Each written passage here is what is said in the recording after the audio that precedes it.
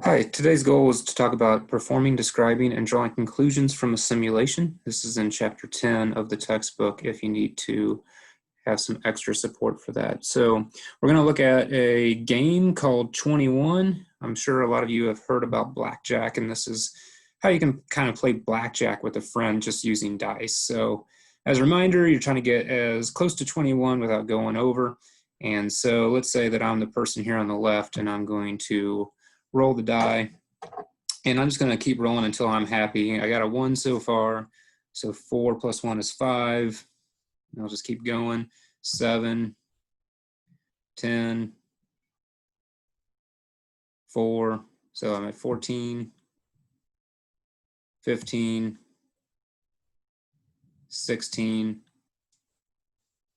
and 22. So in this case, I lost, the other person wins. If I start over and keep going, I got a 5, and 6, 7, 8, 9, 10, 11, 11 and 7 is 17. So let's say that this person stops at 17. And the other person is going to play and try to beat 17 and see if they're going to win or not. So we got 4. 4 and 5 make 9, 10, 15, 20. So in this case, winner. So that's how you play the game of 21. And we're going to look at the question is, what is the probability that you win if your partner gets 18? And if we think about that, there's a huge problem with just trying to calculate this probability, because there's so many ways that my partner could get 18, and then there's so many ways that I could get over 18 and not over 21. So it's a really complicated question, and it's pretty typical whenever there's complicated questions to explore them with a simulation. And what we could do is we could just go back to this and just keep playing the game over and over. And you guys know by the law of large numbers that if we play it long enough, we'll have a pretty good idea of the true probability. But that's very time consuming. And so instead, what we're going to look at is using a random digits table.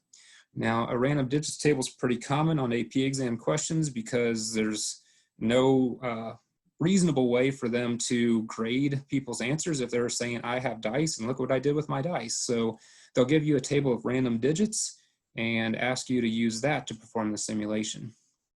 So a table of random digits is exactly that. It's computer generated. After this first digit of a 7, the next digit of 2 had an equal likely chance, just like any other digit, 0 through 9.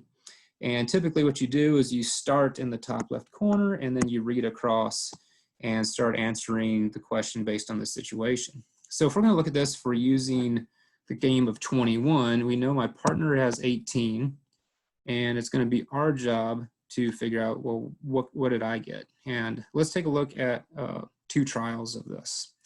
So first things first, let me clear this out and start by looking at what the digits could be.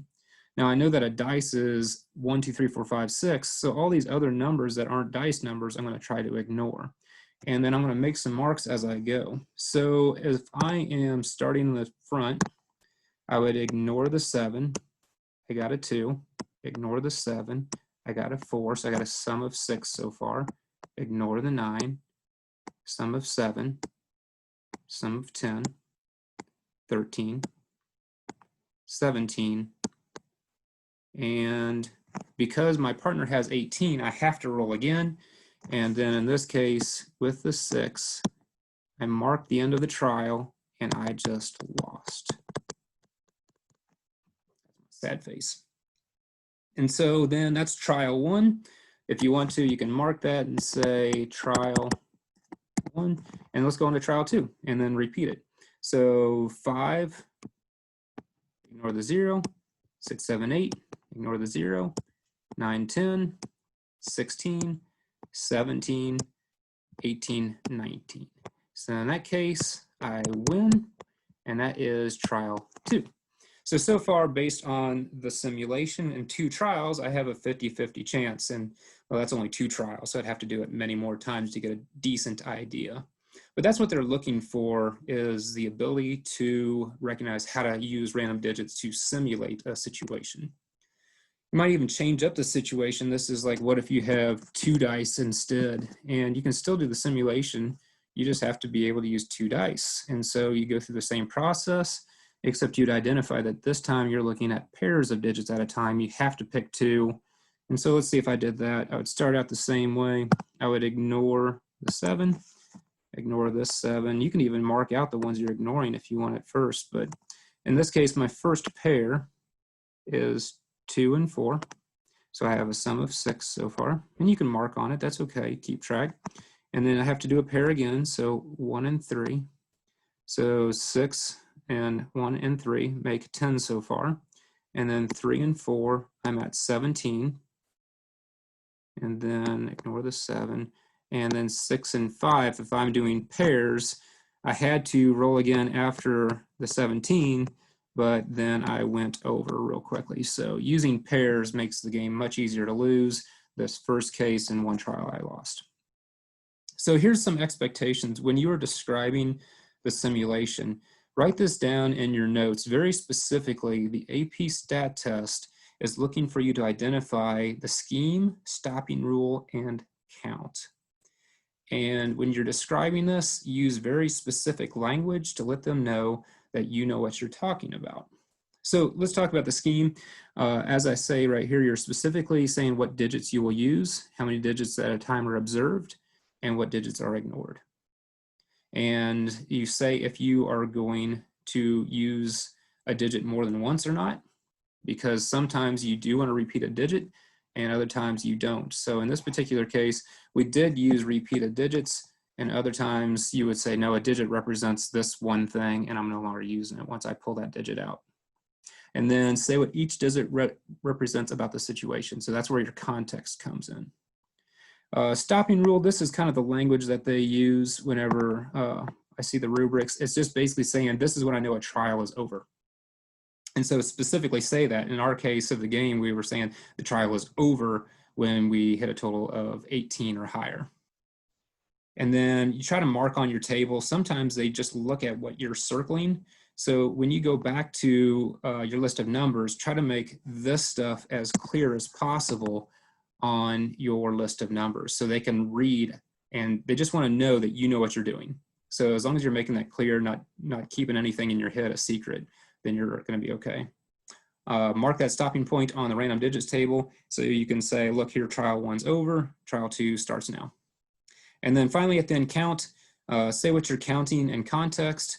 Sometimes you're saying, I count up the number of apples that were bad, or I counted how many French fries were consumed. In this particular case, we're not really counting the number of digits. We're actually just keeping track of the total and making sure that we are not going over 21. So here's what it's going to look like in the situation of the dice, and I'm going to have you guys try it in a different situation. So here is what I would write down if I was doing an AP free response question for the dice game.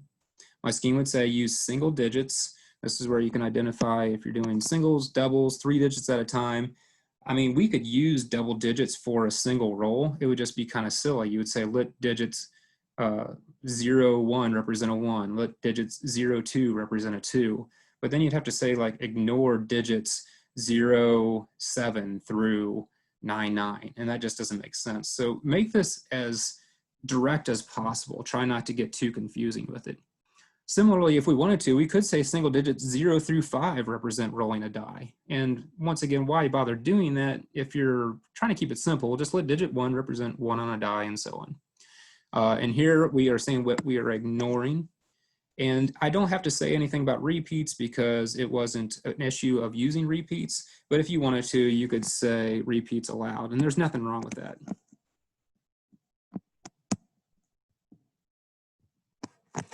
Handwriting is awesome on this thing. Your stopping rule, you're going to say, I'm going to continue rolling the die until I get a sum greater than 18. And so that clearly tells me that the trial is over. When does the trial end? So this is what I'm doing. And you notice right here that I'm saying in context. You can say rolling die because you set up here what rolling a die looks like with the table. So it's totally okay to start using context. Don't get too bogged down and say, continue observing single digits 1 through 6. That's just too wordy. And then finally in the count, We're just recording if I win or lose. If there's repeated trials, I count how many trials were winners. You can also say, in this case for count, this is kind of related, keep a running total, which we already kind of set up here, continue rolling die. But really, we're just counting, in this particular case, whether we won or lost. So we're going to keep a table kind of like this of win, lose, and just do a couple of tallies and so on. All right, so here's your task. On your handout for the day, you see this situation involving Pokemon, and the task is for you to decide how would you use a random digits table to perform a simulation to estimate how many Happy Meals must be purchased before my son's collected all 8 Pokemon. And in this particular situation, we're considering that each time I go to McDonald's, I buy another Happy Meal, and that there's a random Pokemon inside the Happy Meal. And this is before I've learned that you can actually ask for a specific toy from McDonald's. So let's assume that I am just desperate to please my son, and I will do whatever it takes, including buying Happy Meals forever. So with that being said, give it a shot, and you'll be able to check your answer key in a moment. Good luck.